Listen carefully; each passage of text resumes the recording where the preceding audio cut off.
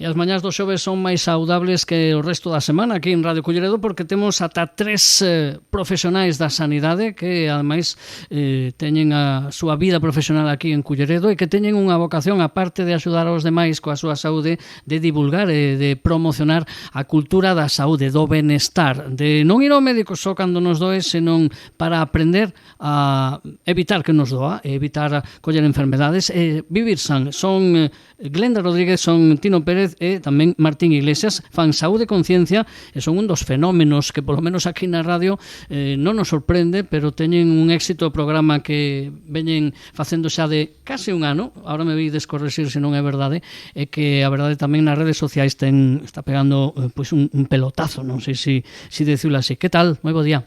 Hola, bo día. Hola, bos días. Non sei se falar de pelotazo, pero bueno, está pegando aí duro, non? Bueno, podíamos ter máis seguidores, pero temos bastantes, a verdad. Sí, a verdad que moitas gracias pola presentación. Fainos así moita ilusión que fales así de nós, pero non estamos en ese nivel todavía, penso. A ver, penso que sí, o que dixemos o primeiro programa, non? No piloto, que era o noso objetivo non é ter seguidores, senón que a xente que nos escoite, pois polo menos que aprenda algo de saúde. E por qué? Por que pensabades cando vos metistes en este embrollo radiofónico? Vamos a preguntarlle a xefa, que é a xefa na sombra, que é Glenda, que por qué? Por que había esta necesidade? Que vos comía por dentro, Glenda, para ter que facer? Porque eu sei que para vos era unha idea que viñades acariñando de había tempo, non? A mí es que me convenció Martín para esto. Soy una víctima del carisma de Martín. No tengo. O sea que aquí o culpable é Martín. El culpable nada máis. es Martín. Sí, bueno, pero cando bueno. preguntades vos e preparades as entrevistas, eu vexo cando se fan as entrevistas aquí, tendes como unha tormenta de ideas sempre, de preguntas, parten de todos, é dicir, que aí hai vocación en quedanza, ¿no? Creo que nos ha pasado algo muy chulo que no esperábamos, y es que nosotros mismos nos hemos ido enganchando al proyecto. O sea, no sé vosotros, pero yo creo que en general no creíamos que nos fuese a gustar tanto, que lo fuésemos a disfrutar de esta manera, porque la verdad que estamos aprendiendo un montón, además. Entonces, a mí me gusta contar esto porque yo no pensaba que me fuese a enganchar tanto. E que é o que máis te atrae precisamente de eso? Decir, por que crees que te estás collendo a adicción da radio e dos programas? Que é o que máis te motiva? Este formato nosotros lo hicimos con la idea, ¿no?, pues de acercar un poco pues ciertos conocimientos básicos a la población, hablar un poco sobre salud, prevención, e igual en ese objetivo no nos incluimos nunca a nosotros, ¿no?, de aprender nosotros, y es justo lo que nos está pasando. Yo en cada programa aprendo muchísimo, y a mí es lo que me llevo al final de esto, entre outras cosas, pero bueno, que me parece de lo máis chulo. Eu creo que nos enganchou que non contábamos con isto desde o inicio o nivel dos invitados. Empezamos co listón moi arriba, e resulta que os invitados ao final teñen un perfil e un nivel científico que non nos esperábamos para nada. Esperábamos que foran un pouco máis local, digamos, pero foi o que nos enganchou e aprendemos en cada entrevista. E ademais non só son eminencias os máis deles, a proximidade, non? Que parece que a ciencia ou os investigadores están como moi afastados da poboación, moi afastados de nós, e no programa vemos que non, que é xente que está moi próxima a nós, que fala como a nós e que ten as mesmas inquedanzas ou as mesmas preocupacións que podemos ter nós, e que lles gusta falar do que fan. O sea, disfrutan o que investigan porque falan, gustalles falar de eso. E ao contrario, non teñen problema ningún en achegalo á poboación. E aparte eso que dis, perdona, Martín, pero a colación do que di Tino, a mí me chama a atención que moitos desos primeiros espadas e primeiras espadas son galegos. Sí, de feito é unha das prioridades sempre, un perfil científico galego, e moitas veces desgraciadamente non están nin no país, pero son eminencias a nivel mundial, a mundial, sí, xa non só nacional, senón a nivel mundial. Referentes mundiais, o sea, eu vexo, pois, calqué, non vou dicir nomes porque senón algún vai quedar fora, pero vexo que moitos deles son referentes internacionais, quero dicir que salen en artigos científicos de outros moitos investigadores de outros países. O que me chama a atención é que non sexamos capaces de pronunciar o nome de 10 científicos españois. E hai máis. Aquí entrevistamos xa máis de 10. E iso quere decir que aquí hai canteira, que hai un movimento científico, aí hai digamos un reserva, non, de investigadores, de científicos, de xente preparada.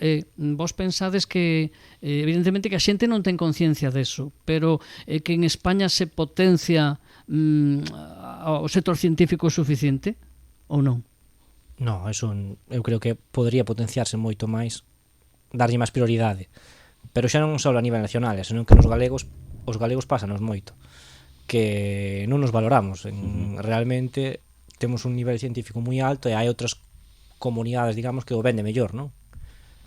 Pero falando de outra cousa, do que máis ilusión nos fai tamén é o feedback que recibimos. Ao final, que nós traballamos aquí nos centros de saúde de por aquí, sempre hai unha persona que che di escoitei-vos na radio, ou temas que nos din nas redes sociais, que ao final nos facemos un debate sempre sobre que temas falar, e sempre temos algún mensaxe que nos aporta ideas. A xente está concienciada, porque unha das cousas que cando falábamos e presentabades a idea do programa aquí na radio, dicíades o tema de divulgar esa cultura de estar ben, de vivir sano, non? A temos arraigada en España ou non? O que é a idea, sí. Eu penso que está moi arraigada. A xente sabe perfectamente como se cuidar, pero bueno... Claro, pero me refiro, decir, de feito o fan, é dicir, estamos concienciados. Un dos invitados, non me digas cal, creo que non me acordo cal era ahora, pero que decía que por exemplo, creo que era o invitado que tivemos co tema do exercicio físico, que eso debía de ser non debía ser unha obriga. Sí, creo que decía así, ¿no? Era como cepillarse os dentes ou claro, dormir. Unha cousa tan necesaria como respirar, e que non temos esa percepción da necesidade da saúde, ¿no? E de vivir saudablemente. Eu penso que sí, que a intención da poboación é vivir o mellor posible a maior cantidade de anos. O que pasa é que tamén vivimos en sociedade e deixámonos levar polas emocións máis que pola racionalidade. E as emocións moitas veces están influídas polo entorno, pola xente que coñecemos ou polos medios de comunicación, polas redes sociais. Entón, traballan máis no plano das emocións máis que no plano racional. No plano racional todo o mundo sabe que é malo fumar, e fuma. Todo el mundo sabe que é malo beber, e bebe. De hecho, yo creo que nunca hubo tanta conciencia o tanta marca saludable, ¿no? O tanta marca de estilos de vida saludable como hay ahora, perdón. O sea, nunca se ha hecho tanta vida saludable como ahora. Yo creo que aquí el debate igual es si el plano político, ¿no? Las decisiones políticas acompañan a esto, pero los jóvenes beben menos que nunca, fuman menos que nunca. Sí, esto salió un estudio, hace poquillo, de hecho salió. Sí, tamén decían outro día que a xente ahora hai un 30% de xente que vai ao ximnasio, cando hai 30 anos era un 10% da poboación. Claro, sí que hay mucha cultura ahora de lo saludable. Lo que no sé es si nuestro día a día, tal y como está montada la sociedad, claro, o este país acompaña esto. Hai compromiso de eso, é decir, eu sei que teño que ir ao ximnasio, pero se despois chego a casa e me meto un copazo. Lo hemos comentado alguna vez aquí en el programa, o sea, los centros de salud están llenos de máquinas expendedoras con comida basura, ¿no? Con grasas trans, etcétera. Bueno, hay muchas marcas que no venden productos totalmente saludables, que sí que publicitan o participan de alguna manera en el sistema sanitario. No quiero meterme aquí en líos, pero sabéis por dónde voy. Queremos que la gente haga deporte, pero la gente acaba yendo a los gimnasios casi. Tenemos unas ciudades en las que se pueda ir en bici o que inviten a incorporar la actividad física dentro de la rutina. Eso é o que iba a comentar, o que creía que te referías era eso, non? Ao final o noso objetivo cando creamos o programa era a saúde comunitaria, fomentar na comunidade a saúde, pero tamén fai falta que noutros niveles tamén acompañen. Está demostrado, creo que moitas cidades salen, a cidade que tiña un paseo como aquí en Culleredo, afortunadamente temos, está demostrado que a xente camiña máis, se ten espacios onde facer deporte, pois ao mellor hai menos índice de diabetes. Eso está demostrado, hai datos. Sí, lo comentamos de hecho en el programa de Rafa Cofiño, ¿no? Sí. Dejó entrever algo así, que él se refería a barrios, pero que es muy difícil, evidentemente, promocionar hábitos saludables en un barrio, por ejemplo, que no tiene un polideportivo o que no tiene aceras. Claro, son impedimentos. Pero eu vexo que todo isto da saúde do que estades falando agora, estades falando nun plano moi urbano, quero decir. Eu penso que todo isto de ir ao gimnasio, de facer deporte, de meterse en actividades, de non mercar cousas que non vai destinado a un público moi urbano. Quero decir, os meus avós ao mellor non iban ao gimnasio, pero estaban todo o día na horta. Estaban en inverno, en verán, e tiñan que traballar, e tiñan que facer a colleita, tiñan que vendimiar, tiñan que facer moitas cousas, estaban moi activos todo o día.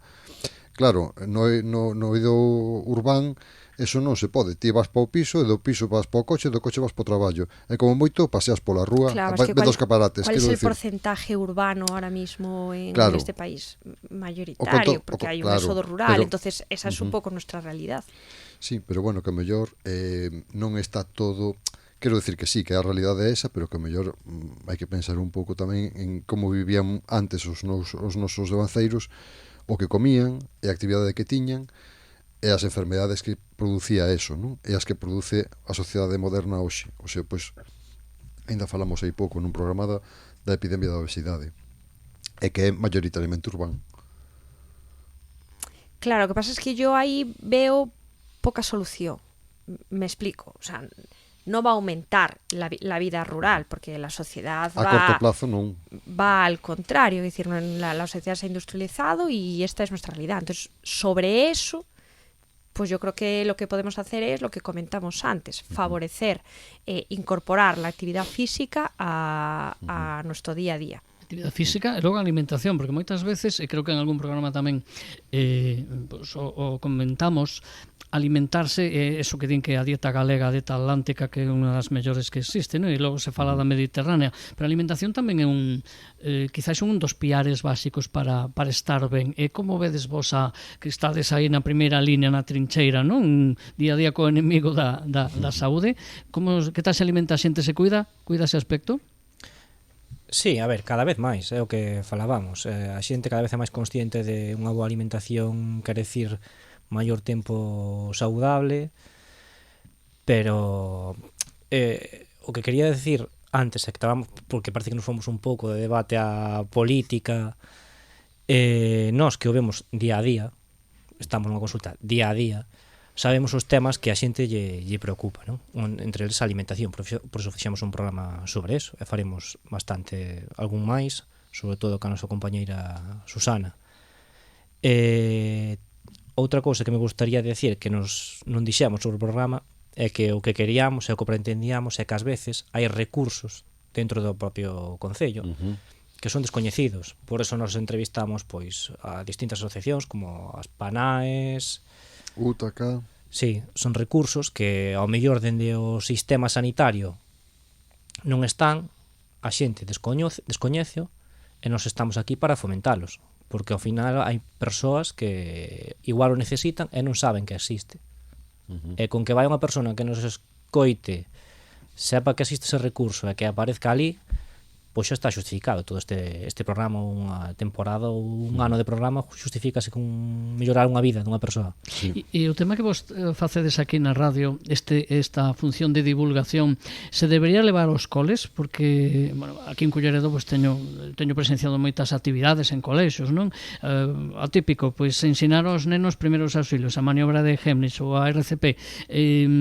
Credes que estamos preparados en eso? Ainda nos falta. Hai países en los que eso se ensina nos coles. Vos que pensades? Comentou no Glenda nun dos últimos programas que foi a Japón. En Japón. É que hai menos índice de sobrepeso, de obesidade, non? Porque sí, dende pequenos fanos eles cómplices da alimentación, que aquí quizás non se toque tanto en primaria, en edades máis tempranas, non creo que teñan máis moita docencia sobre alimentación. Sí, e depois a chegar a saúde da escola, penso que se fai pouco, pero o mellor é que os poderes tampouco lles interesa, non? Que haxe moita xente moi saudable. Isto xa é política, xa entramos noutras cousas, pero ou macropolítica, ¿no? Como economía e macroeconomía, pero pero precisamente aí está o que da cuestión, porque isto non se leva, non hai unha asignatura igual que antes había educación física, que en realidad era ximnasia, non educación física. Hoxe quizás o mellor a educación física ten máis ese sentido. Por que non hai educación en saúde? Bueno, yo creo que debería sí, haberla, sí que, pregunto. Sí que se hacen cosas, hacen actividades en el cole. Pero como asignatura, digamos, incluida no plan regular. Los planes de estudios sí que incluyen. De hecho, el tema de RCP, por ejemplo, nosotros lo hemos ido a dar aquí en el concello a algún cole y entraba dentro de sus contenidos. Yo aquí ya me cuesta meterme porque no sé exactamente cómo funcionan los contenidos en los colegios, etcétera, y bueno, también sé que en algunos colegios las condiciones laborales o el ratio de profesor-alumno no es el mayor, no sé muy bien cómo funcionan estos los contenidos hasta aquí, o sea, a nivel particular de cada cole, no quiero yo meterme en este... No nos metamos en líos. En este berenjenal, ¿sabes? Que igual, bueno, lo que hablábamos antes, veo esto más como un cambio de mentalidad a nivel general de educación, más que a cosas concretas de por qué no se hace. Pues probablemente se hará, a lo mejor nosotros no lo hacemos, no se hace tan visible o no lo vemos, sí, no lo percibimos, pero bueno, también tiene la educación sus problemas. Sí. Aí ya no me voy a meter. Sí, porque cando falamos de meter cousas en educación, habería que meter moitos temas sociais, non? Xa non só de saúde, tamén de legislación. También podríamos decir por qué esto no está integrado en los domicilios, en las casas, en las familias de cada uno, ¿no? Sí. Hasta qué punto todo responsabilidad del colegio o la educación, pues non lo sé. Podríamos debatirlo tamén, ¿no? Ese outro tema, e volvo outra vez a outro obxectivo que fixemos do programa, é que nós na consulta vemos todos os días xente que ven con información que non digo que sea falsa intencionadamente, senón que eles buscan, case que hai persoas que buscan en fuentes que ahora mismo non son de todo fiables, xa as redes sociais e veñen cunhas teorías que non son correctas e nos facemos o programa precisamente por eso, buscamos a última evidencia, buscamos aquí poucos entrevistados tuvemos que non foran científicos, buscamos sempre os que teñen máis coñecementos basados sempre na evidencia e non bulos, digamos, ou mitos, sí, o que aparecen nas redes sociais que moitas veces as persoas sí que os creen, pero porque non tuveron outras fontes. É a fonte na que... Na consulta vos aparece moita xente mal informada ou desinformada? Sí, cada vez máis. Sí. Ou... Bueno, na consulta, na miña casa, miña nai ás veces faime preguntas que digo, mamá, onde sacaches eso? Sí. E pregúntamo porque ten dudas, o sea, se ela ten dúbidas sobre un tema de saúde, pregúntame a min, digo, de onde sacaches eso? Bueno, pois entrei en unha páxina e despois esa redirixiume, apareceu un catedrático de non sei que fala desto, e claro, pero todo isto, claro, xa hai unha rede de desinformación, non é que haxa un desinformante, xa hai redes de desinformación. Entón, claro, miña nai conta comigo, pero hai moita xente que non conta con sanitario. E tampouco logo non saben a donde que referencia é correcta, que é o problema, non? Ese é un dos problemas, que ás veces incluso veñen preguntándoche cando eles xa esperan unha resposta. Sí. Que xa atoparon nunha persona, ou mellor nun famoso, que falou de saúde sobre calquer tema. Esa túa resposta non o satisface xa, como que ten maior ou dalle máis peso a opinión dese famoso ca a túa, que nós tamén o estamos sufrindo, ao final eu creo que vos tamén o sufro. Tengo una anécdota muy buena. Sí. Adelante. Cuando fue la vacunación, hubo una señora que nos pidió que le pusiésemos la misma marca de vacuna COVID que Ana Rosa. Entonces, ya no voy a decir marcas, ni si era una, si era otra, etcétera, pero te hace ver un poco, con todo el respeto a Ana Rosa, quiero decir, pero ella quería lo que le habían puesto a esta presentadora, de que que en un mismo programa se puede opinar de la vacuna COVID, como de la ley X, como de, el último de otras matrimonio cosas. del hijo de Isabel Es un poco, bueno, esto podemos decir, es un poco la dinámica de estos programas matinales. De la fuerza que tienen este tipo de comunicadores o de comunicadoras, tampoco hace ser súper famoso. Hoy en día cualquiera puede acceder con una cámara, pues nosotros mismos lo estamos haciendo.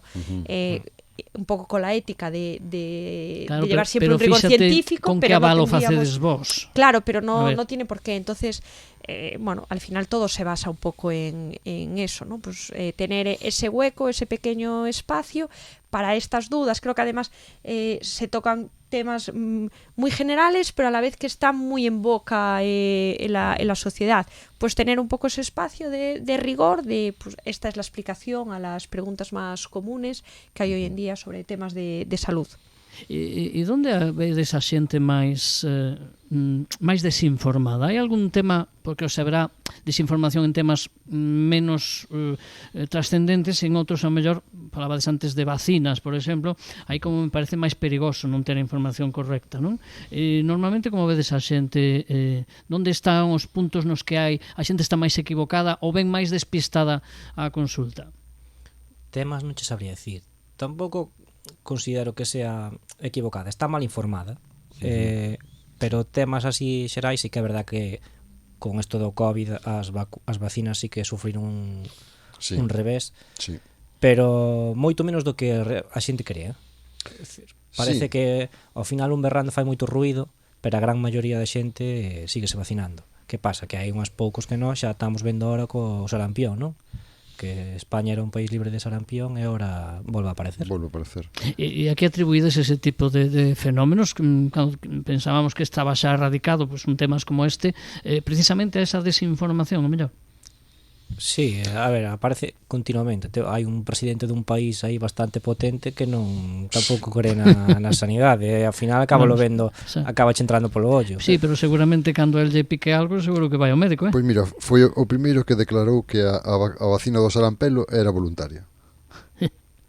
Entón ali en Estados Unidos vacínase o que quere, que non quere, non se vacina, non pasa nada. Entón, ese outro viu para aquí e a xente deixou de vacinar os nenos de sarampelo. Por eso decía o Glenda nun programa que os residentes de pediatría e os residentes en medicina estaban empezando a ver manchas na pel que non viran nunca, e probablemente os seus asuntos tampouco, porque eran manchas que non se daban porque non existía enfermedade aquí. Entón non estaban afeitos a velas. Entón teñen que facerse a ver unha patoloxía que xa non había. Estaba erradicada ou se pensaba que estaba erradicada. Sí, bueno, que estaba moi alonxada ou que era moi moi rara a vela. Voy a decir a favor de la población en general, que a veces también ponemos un poco el foco en ellos, ¿no? De es que os creéis estos bulos, etcétera. Bueno, igual nosotros igual nosotros víctimas. Lo vemos desde una posición pues un poquito más aventajada, porque ya tenemos unas bases de estos conocimientos, pero a mí me pasa con otros temas, es que es muy difícil distinguir ya lo que es verdad de lo que es mentira, ¿no? O usuaria non ten formación para distinguir que é verdade e que non, ¿no? Claro, es que... Por exemplo, dedicamos a atención primaria, pero hai temas que non controlamos. Nas entrevistas que facemos aquí, sí, eu creo que aprendemos en todas. En todas nos influiu desde a primeira hasta a última. Sí, sí. Incluso se lle cambiamos o estilo de vida ou algún pequeno detalle de comportamento que sea máis saludable a calquera persona, pois xa é un triunfo. Antes de empezar o programa, Glenda non iba ao gimnasio, ahora vai ao gimnasio desde Felipe Isín. Glenda non me prefire quedar calada si miro con esa mirada asesina. Es que los oyentes no saben lo que yo tengo que aguantar cada día, no quiero... Non se fan unha idea, non, aproximada. Ata agora, eu decía que levamos case un ano, non estou seguro, pero por aí andará case. Sí, lo hablamos hoy, sí. ¿no? Este empezamos o 18 de setembro. Sí. este programa. Anteriormente tivemos unha mini aventura aquí en Radio Culleredo. Bueno, pero quero decir, eu conto todo, decir, sí. a idea partiu casi hai un ano. Sí, sí. E vos queda algo no tinteiro, algo que ata agora non quixerades facer? Non falo temas porque temas haberá moitísimos e van surdindo. Pero vos queda algo no tinteiro das intencións ou se van cumplindo todas? Eu valoro... Tú tienes planes de... eu teño moitos plans. E iso que a directora eres ti, pero el alma mater é el, entón. A ver, no, aquí os tres temos ideas, pero bueno, xa estuvamos pensando en algún día se somos capaces de sair do estudio e facer unha entrevista fora da radio e seguir recibindo feedback da xente e intentando satisfacer as súas dúbidas, as súas necesidades. E xa vos coñecen así, vos sodes os da radio ou non? Sí. Os da redes sociales. Non me creería, ¿no? vamos, que me coñecerían, que nadie me comentaría nada de eso, así que sí que nos comentan. E iso que sensación vos dá? Un pouco raro al principio, non? Sí. Eu xa o de feito de escoitarme nunha radio, eu creo que é unha persoa... A mí todo isto me dá mucho pudor. Sí. Eu vos vou a facer unha pregunta que xa amenazaba con facela antes de empezar o programa, nos estamos falando. Tanta historia de que para vostede que é saúde e para vos que é saúde. A ver. A mí unha pregunta que facemos os nosos invitados. Sí, claro. En que momento para nós é saúde? Sí, pero eu a replantexo dicir que é saúde para ti o día, e non vou a preguntar a Torre Italia que diste sempre de será tomar un café, será isto. Ti cando te sintes con saúde? Cando fas que? Ou cando vas a donde?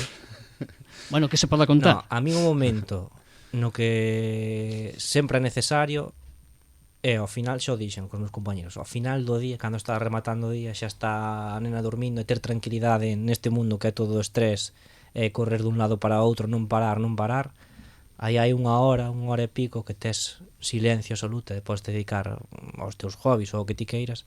Para min é moi necesario. E Glenda, ir ao xinasio?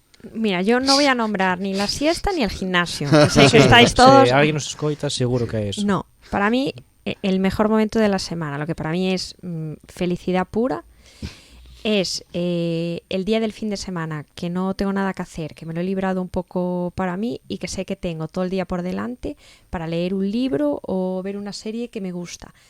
Y además, si tengo la colada al día, voy a dejar otra perlita porque sé que esto es para darles un poco de vida, para que tengan otra coña. Yo si tengo la lavadora al día, a mí eso me da una felicidad que te cagas. Entonces, si tengo...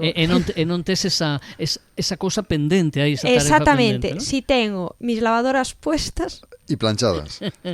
Ao final ves unha resposta parecida, que a todos os que temos moito non paramos, que ao final nos traballamos todas as mañáns, preparamos estes programas, vimos aquí un día a semana a gravar, pois temos a cabeza sempre ocupada. Eu comparto con Glenda. Fala de por vos. No momento en que te sintes ese liberado, ratito que sé que tengo toda una tarde para... Además a mí me gusta leer de corrido, no en plan a capítulos un día cada uno, que sé que tengo 4 horas por delante, que puedo estar tranquila. Bueno, eso para mí es... Me está dando a idea, me estades dando a idea clara, a percepción, e creo que os ointes tamén, de que unha parte importante da saúde é un aspecto da saúde que non cuidamos tanto, a saúde mental, a saúde emocional, non? Eu, cando preguntaches eso, vou a facer porque eu sempre son o discrepante, o que leva a contraria en todo. O verso libre. Para min é todo o contrario deles. Para min un momento saudable do día é cando pola mañán poño os 2 pés no chan, poñome de pé e abro os ollos e digo, hostia, estou vivo. Ese para min é un momento saudable. Bueno, ya celebramos las pequeñas cosas. Claro, xa sabemos quen é o que ten máis idade deste programa, se pola voz non se intuía, xa se sabe. O único que fixo a Mili e todo isto, agora xa agradece estar vivo. Home, claro. Bueno, eu defendo que da miña quinta, eu defendo. Eu defendo.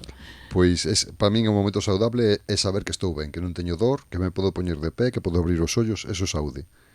Despois, que veña o resto do día. Se estou na cama e non me podo erguer ou non podo abrir os ollos, entón que estou moi enfermo. Parece como se fuera un fin de tempada este programa, pero non é. Que nos queda ahora? Que adiantádenos un poquinho Quédanos o a que túa nos resposta queda. sobre que é saúde para ti. Eu son do clube de Glenda. Eu o venres pola tarde cando saio do traballo. Mejor día de la semana. Mellor día da semana, pero con diferencia. O sábado tamén, pero venres tarde e noite, é dicir que te sentas e dices, teño 2 días aí.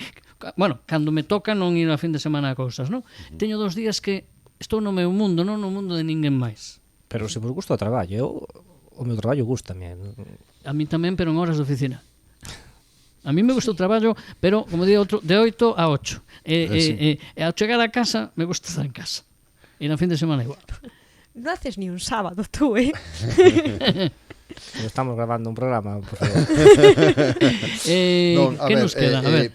O que sí que nos pasa un pouco, penso que nos pasa aquí aos tres, es que exercemos unha profesión é algo que se profesa, e profesámoslo 24 horas, non é unha cousa que desligues cando chegan ás 3 e morres como enfermeira. Sigues sendo enfermeira as 24 horas do día. Eso é unha profesión a vosa de vocación, non? Ou non? De profesión, o sea, profesala. Realmente profesamos unha ocupación. A profesala é eso, é facelo 24 horas. O sea, é un xeito de vida, non é só unha dedicación. Bueno, pois decía... Bueno, falo por min, os demais son mellor. No, supoño que si, senón non creo que estiverdes aquí facendo un programa así, porque non estades no traballo, estades a parte do vosso traballo, adicando parte da vosa vida a isto. E, bueno, que nos queda? Que temas imos tratar? Porque estamos tratando moitísimos, parece que a saúde ten 4 ou 5 cousas, pero hai un montón de temas, non? Próximos programas. Sí, máis ou menos, é dicir, sin spoilers, pero bueno, avánzanos así. Algúns Bueno, podes podemos decir, decir sí. temas, Unha idea. Que temos por aí confirmado? Mira, imos facer un programa sobre Parkinson, que agora non sei se se pode anticipar, pero Parkinson Galicia vai ter aquí tamén xa un punto de información en Culleredo. Que máis? VIH, imos falar tamén sobre a soledad non deseada, que é un tema moi de moda, que lamentablemente moitas persoas maiores viven sós e séntense sós. Imos facer un programa que vai gustar moitos con un compañeiro noso que é sobre primeiros auxilios ou como actuar ante determinados casos. Que facer ou non facer ante emergencias. Suelo pélvico. Sí. Bueno, hasta aí podemos ler porque xa son bastante. Xa dimos bastante a pensar, sí, señor. Glenda, Tino, Martín, sempre empezo por Glenda, por aquilo da galantería, pero a ver, que Bueno, porque é a jefa tamén. Tamén. Sí. Tamén, pero non o quería decir, me acabas de desvelar o Perdón. truco. Pero bueno, Tino, Martín, Glenda, Tino, Martín, Glenda, Tino. De verdade, moitas grazas a nós. Nos apetecía moito poder ter un programa como este e superou as expectativas, polo menos deste coordinador, deste director da radio. Eu estou do equipo de Saúde e Conciencia. Síntome seguidor e me parece, vos dou as gracias por confiar en nós e poder levar a cabo un programa desta calidade e deste nivel. Moitas gracias. Bueno, y tenemos un... ¿Ya cortamos? No. Vale. Aprovechamos nosotros para darle las gracias a Fran. Que programa existe gracias a ti, básicamente. Gracias a Fran. Non, porque se teño que falar eu só de saúde, non podería. No, pero darnos a oportunidade de falar, de facer o que nos queiramos realmente. Nos dejas... Non tanto. Sí, bueno, nos das libertad. E o tempo que pasas ti aquí con nos. Te cambiamos la organización miles de veces. Non teño nada que facer na casa. Xa, claro, sí. Está. Sí. O sea que gracias a vosotros. Gracias a vosotros, de verdad. Bueno, pues a semana que ven máis, Sí. Seguimos. Pero con invitados. Con invitados. Sí. Bueno, sen invitados tamén falamos. Facémonos tamén. É divertido aos falar. tres, moitísimas grazas. A ti, A ti. gracias.